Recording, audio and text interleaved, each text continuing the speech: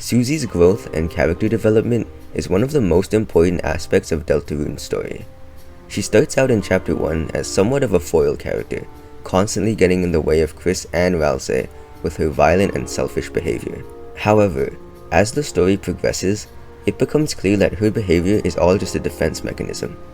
Susie is scared of confronting her own emotions, so she pushes it down and hides it behind her edgy persona. But as characters like Ralsei and Noelle grow closer to her, Susie learns to open up and become more vulnerable. She starts to reveal the deeply emotional and caring person beneath. Susie's development as a character is amazing.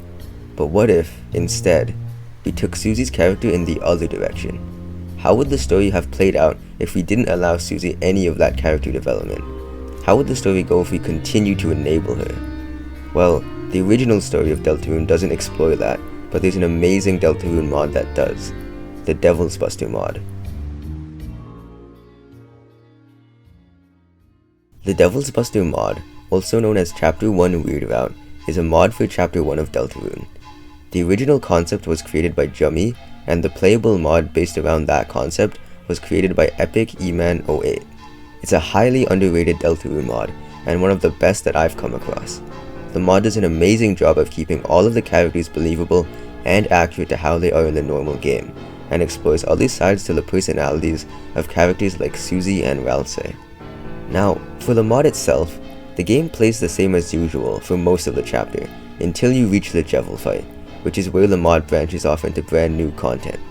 In the mod, there are a few secret conditions that must be met during and before the Devil fight that triggers the Devilsbuster route.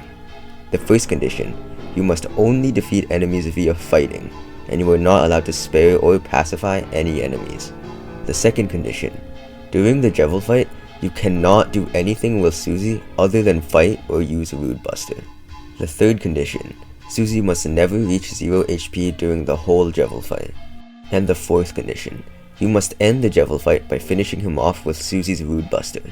If all is done correctly, Devil will give you some new, unique dialogue, praising your strength, and will give you both the Devil's Knife and the Devil's Tail, instead of just one or the other. Next, you have to equip both items onto Susie, who will gain some brand new text when being equipped with the Devil's Tail, saying, "Chris, are you sure?" Then, go back upstairs to the main part of the castle and fight the Rudden Ranger there. Things seem normal at first, until you check Susie's magic menu. Her Rude Buster spell has been replaced with Devilsbuster. It's the same description as that of Noelle's Snowgrave spell, being a single word, Fatal. Using Devilsbuster on the Rudden Ranger will kill it. Not just defeat it and let it run away like usual, but truly kill it. It will disappear with the red, originally unused death animation, now repurposed for this mod. Upon killing the enemy, Ralsei will react with shock and horror, unsure of what even happened, but you just tell him it's something new, and carry on. From here, you must backtrack to the start of the Dark World, where enemies will begin to spawn again. You retrace back to the Dark World, killing every enemy in sight with Rude Buster. After enough kills, Ralsei will question you and Susie, mentioning how the enemies have become terrified of you now, which is apparent in how they run away from you in the overworld. Susie shuts it down quickly though, insisting they must continue, in almost a blind, adrenaline rage of sorts. From now on, whenever an enemy is defeated, Devil leaves a little note, informing you of how many enemies are left to kill in the area. Your team, and mostly Susie, become stronger with each kill. It's most obvious in their health bars. By the time you're done, Susie is already nearing 270 HP, as opposed to the mere 110 that she usually has. Once you're done slaughtering all of the enemies in the area, you're free to head back to the castle where you were before.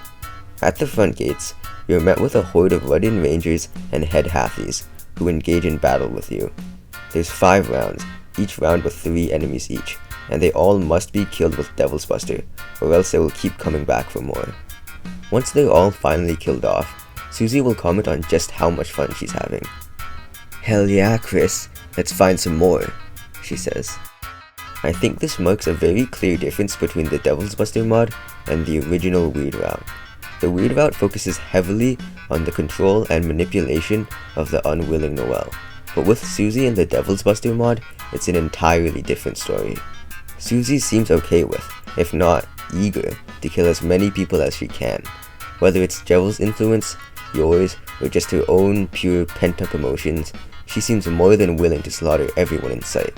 So, with that, you continue on throughout the castle. A few enemies stand in your way, but not many, as most of the castle has been completely locked down.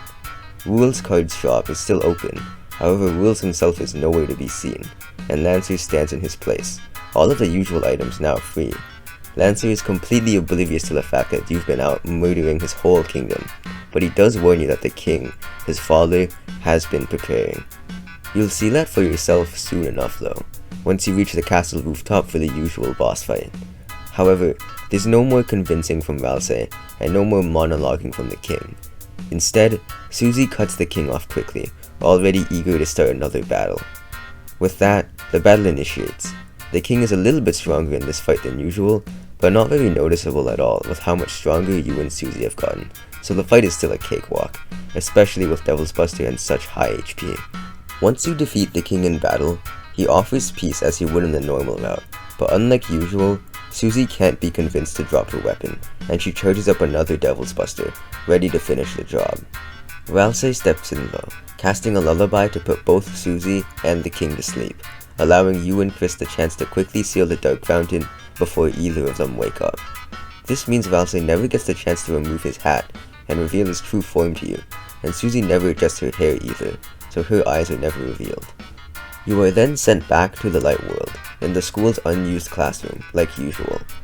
The only differences this time being Susie passed out on the floor, and the minor detail of the cards on the floor being worn out now, due to Susie's actions. You can wake Susie up, who will think it was all just a dream, much like Noelle did in the weird route, but unlike Noelle who considered her dream the worst nightmare, Susie has a very different take on her experience. "Guess it was all just a dream. A damn good one," she says. From here, we get one of the most subtle, but most impactful changes that this mod offers. Susie says and does the exact same thing she usually does here, but the simple change of her portrait sprite during her dialogue changes everything. She has the exact same dialogue as normal. "Let's go back there tomorrow, alright?" But the simple change of her portrait sprite changes the entire tone completely. That bloodthirsty Susie sprite came as a total shock to me during my playthrough, and was really just the cherry on top that really captures the whole tone of the mod itself. From here, the hometown segment plays practically identically to the original game, with a minor change here if you interact with Monster Kid. Monster Kid will talk some smack about Susie and will note your annoyed expression afterwards. In the original concept for the mod, this scene came with a whole brand new animated cutscene where Chris threatens Monster Kid, but sadly, the scene wasn't in the actual playable mod. You can see the cutscene over on JQR's video though, which I'll link in the description below. The rest of the chapter ends like normal, and sadly, we can't play chapter 2 with this mod. But there is a very interesting concept video about it that also deserves to be talked about. So with that, we can enter chapter 2 of the Devilsbuster mod. The start of chapter 2 goes about the same as usual. Susie and Chris meet at the supply closet after class and enter Castletown. Not much has changed here, aside from some more aggressive Susie dialogue, and the obvious fact that Ralsei is still wearing his hat from chapter 1, since he never got a chance to take it off in this route. Entering Ralsei's castle, things continue mostly the same, but Susie's room is now blocked off and under renovations for now. Jevil also quietly lurks around Castletown now, briefly appearing at the sides of your screen, his face hiding inside objects or being just barely in frame in various parts of the town. From here, until you encounter with Queen in the computer lab Dark World, everything is the same. During your first encounter with Queen, she deploys some werewires to fight you as normal, but Susie makes quick work of them with Devilsbuster this time, claiming that they're even weaker than the enemies from the previous Dark World. Here, you can see just how absurdly powerful Susie is getting. She was already ridiculously strong by the end of the previous chapter, but now, with the extra buffs that each character gets with each new chapter, Susie is standing at a staggering 410 HP now. Ralsei shows up as usual, and is greatly disturbed seeing Susie continuing with her violent behavior, but for the most part, the route continues as usual. There are some minor differences, like Susie refusing to dance during the Sweet Captain Cakes fight, and Burley noticing Susie's increased strength during his first battle. Once they reach the trash zone, however, things change a little bit more. When Susie injures herself, Ralsei doesn't heal her this time, and instead just offers to help her walk. Ralsei clearly doesn't want any more Darkners getting killed, and figures that maybe having Susie out of commission is for the best. Once they reach the split in the road, this also forces Ralsei to be alone with Susie for a while, to possibly convince her to change her ways.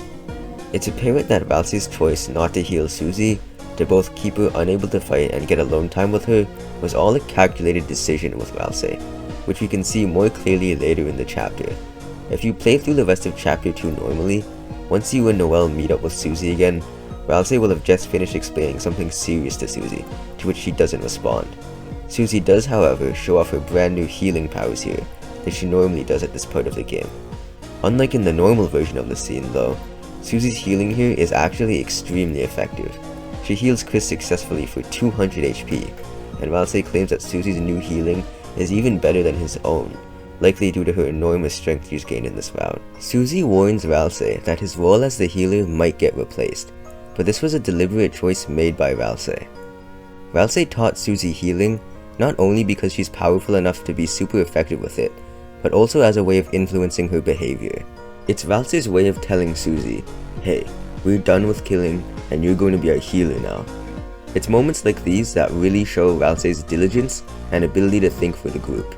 There's one other change to this scene as well. When Noelle reveals herself to the group, her interaction with Susie isn't as wholesome as it normally is. Susie asks if Noelle is an enemy, and if Chris says she is, then Susie will begin charging up a Devilsbuster. Seeing Susie threatening her life, Noelle becomes terrified and tries to explain herself, but before anything can happen, Susie puts her axe away and laughs, just playing some sick kind of prank. From here, the rest of the chapter continues similarly, with a few more minor differences in Susie's behavior. They head to Queen's castle, confront and defeat Queen, and seal the Dark Fountain. None of it is really groundbreaking stuff, but the most interesting part of Devilsbuster in chapter 2 shows itself if you do the weird route with Noelle. The weird route with Noelle continues the same way as it usually does, as you manipulate Noelle into freezing Darkners to death, all throughout Cyber City. I dive deeper into the events and message of the weird route in my last video, so go check that out too for context. There still aren't many differences here between the normal game and the Devilsbuster mod, especially since we rarely see Susie in the weird route compared to the normal route, but things really take a turn during the final boss, Spamton Neo. Once Spamton Neo begins charging up his defense as a last stand against you, you begin calling out to your friends for help. Unlike usual, once you call for Susie, help does arrive immediately this time. The screen goes to black like usual, and we can see Spamton Neo take heavy damage from Susie on the right, which would normally be caused by Noelle's attack. This is where we see the biggest difference from the usual weird route though. Chris, Susie, and Noelle are all shown standing next to the fountain this time. We can see Spamton Neo, heavily injured, still hanging near the fountain, with his own puppet strings wrapped around his neck. Suddenly, as the soul leaves Chris's body and moves towards the fountain to seal it, Spamton Neo launches a powerful blast towards the soul, completely knocking Chris out. Spamton Neo begins charging up another powerful attack, and Noelle starts shaking in fear, but before anything else can happen, Susie herself commands Noelle to cast Snowgrave, and begins laughing psychotically as she does so. Noelle's Snowgrave easily kills Spamton Neo, and the fountain is then sealed shortly after.